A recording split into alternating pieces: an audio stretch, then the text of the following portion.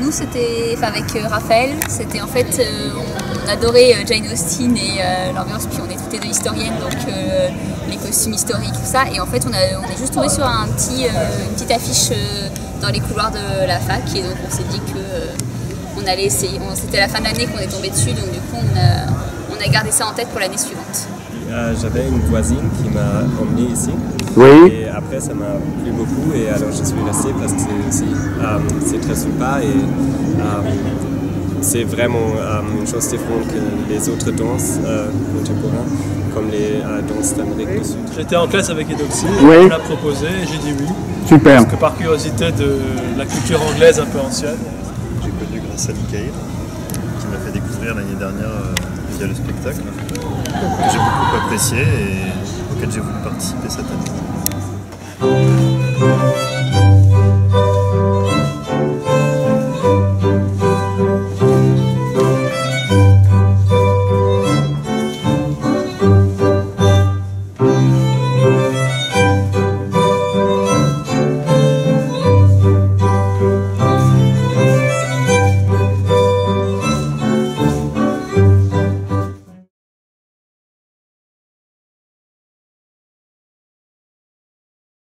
C'est beaucoup plus sportif que ce qu'on peut penser quand on fait les petits pas chassés 8 par 8 à la fin, on rentre et on peut avoir un peu de courbature au niveau... C'est vrai ça les garçons? Ouais, c'est vrai. Oui. J'imagine que le côté un peu romantique, le côté féerique, pas le côté courbature. Pas le côté transpiration.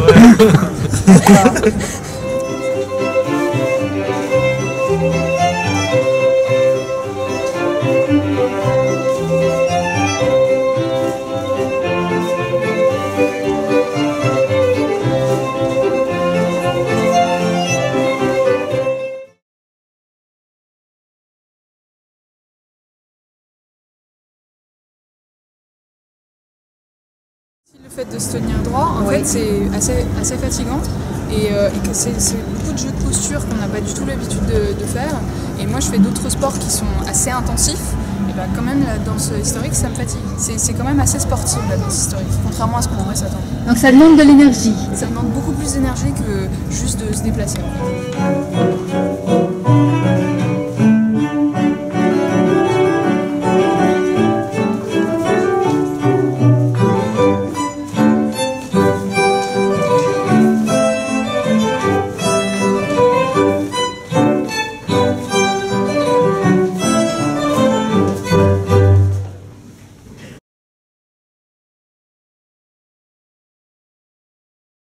C'est des danses de groupe et on connaît de nouvelles personnes, on échange, en fait c'est pas un seul partenaire, on n'arrête pas de danser ensemble et au sein du même danse on change, donc aussi c'est pas comme la salsa où on garde un partenaire tout au long de la danse, etc.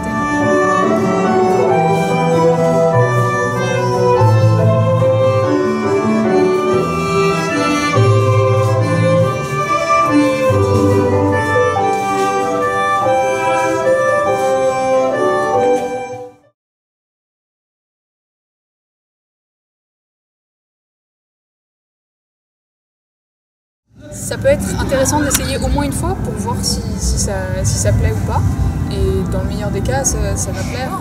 Et ça permet de découvrir des choses nouvelles. Quand on est étudiant, justement, c'est le moment où on veut découvrir de nouvelles choses. Parce que c'est vrai que quand on sera dans la vie active, vraiment avec par exemple des enfants, etc., c'est plus compliqué de découvrir de nouvelles choses. Et du coup, il faut en profiter quand on est jeune et en forme.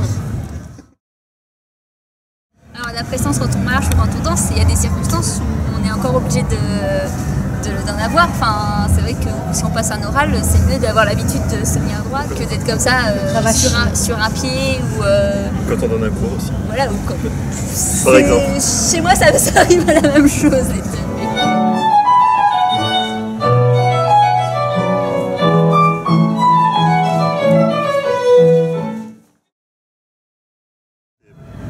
La grâce qu'on retrouve dans ces danses, on ne la retrouve pas forcément en boîte de nuit. Les belles musiques sur lesquelles on danse, voilà, c'est des choses où moi je ne savais pas où le trouver. Alors cette sensibilité à la grâce, finalement, bon, c'est assez attendu chez les jeunes femmes, et finalement chez les hommes c'est possible alors. Moi j'aimerais juste dire à propos de les préjugés que notre société parlait. C'est que peut-être, moi par exemple avant, je pensais que c'était plutôt des danses très féminines, même s'il y avait des garçons qui dansaient, mais en fait je me rends compte que pas du tout. Même ces danses lentes un petit peu, ou délicates, sont assez... Enfin, je trouve pas que c'est féminin comme danse.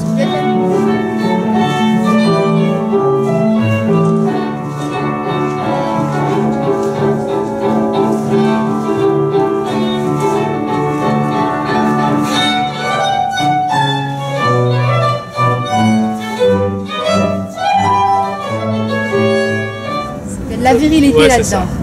Et qu'est-ce que vous pouvez me dire du rapport aux autres? Parce qu'en effet, hein, c'est des danses qui développent beaucoup ça. Le fait de danser avec d'autres, de les regarder, de se rapprocher d'eux d'ailleurs. De communiquer, même des fois rien que par un regard aussi, c'est une autre manière de communiquer. Il n'y a pas seulement la parole, mais un regard, un sourire, une main tendue aussi, c'est une manière de communiquer. C'est très codé. Alors c'est très décoinçant en fait. Oui. On sait tout ce qu'il y a à faire. On n'a pas peur de surprise. d'un geste fort en fait. D'accord, ça c'est intéressant. Parce que c'est codé, parce que il y a un cadre qui entoure tout ça. Oui, parce qu'il y a beaucoup de gens par exemple en boîte de nuit ou en fête qui vont avoir peur de danser parce qu'ils se disent oh mon dieu je danse mal. Et dans ces trucs en fait on danse pas mal parce qu'on fait un pas à droite, un pas à gauche, un pas à droite, un pas à gauche et enfin on suit les instructions et après on peut se libérer des contraintes. Le côté structuré en fait, ça nous allège un point de qu'est-ce qu'il faut que je fasse, il faut que je sois créatif ou pas. Quand c'est bien codé, on se fait juste, on fait bien le mouvement et après on est bon. On se sent quand même en sécurité. Donc l'improvisation, vous n'avez pas improvisé et ça c'est soulageant finalement. Parfois c'est soulageant ouais, parce que quand il y a trop de trucs à improviser, après on est vite...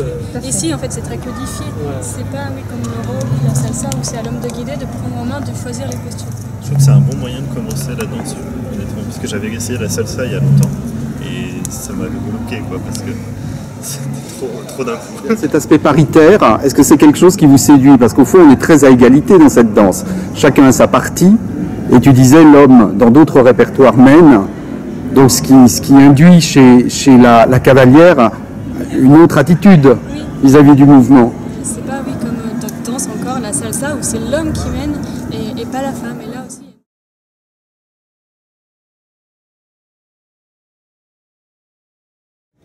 Et donc vous pouvez témoigner que quand même c'est des danses qui sont bien plus agréables quand on ne danse pas qu'entre femmes, puisque c'est quand même aussi le problème, toute génération confondue d'ailleurs, que les hommes viennent danser ces danses, elles prennent tout leur sens et c'est vraiment agréable de danser ces danses à figure avec des hommes. Pour vraiment insister sur ce point, quand on est une fille un petit peu grande, le fait de danser avec d'autres filles c'est assez compliqué parce qu'elles ne peuvent pas lever assez haut les bras et comme en moyenne les hommes sont un petit peu plus grands que les femmes, c'est vrai que c'est pratique d'avoir des garçons avec lesquels danser. Voilà.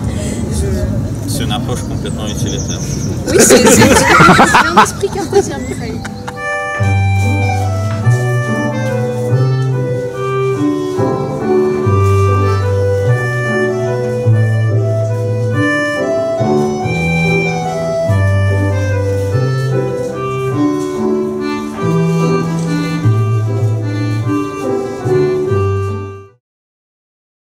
Un truc qu'on n'a pas abordé, c'est le voyage dans le temps. Donc, vous pouvez admirer les robes ici des femmes. Et les vestons des hommes. Et les vestons des hommes. Et c'est un spectacle dont je ne me lasse pas. D'accord. Est-ce qu'on peut envisager que rentrer dans vos foyers après quelques années ou ne serait-ce que quelques mois, vous envisagiez de reprendre une pratique de ce répertoire? Oui. Absolument. Même à très très long terme, c'est-à-dire après la vie de famille, les enfants, ou voilà. Qui sait? On ne va pas reprendre, on ne va pas arrêter. Vous n'allez pas arrêter. Ah, bah ça c'est merveilleux alors. On va s'arrêter là, merci. Oui, c'est un merveilleux point d'orgue. Merci beaucoup. Et bonne continuation.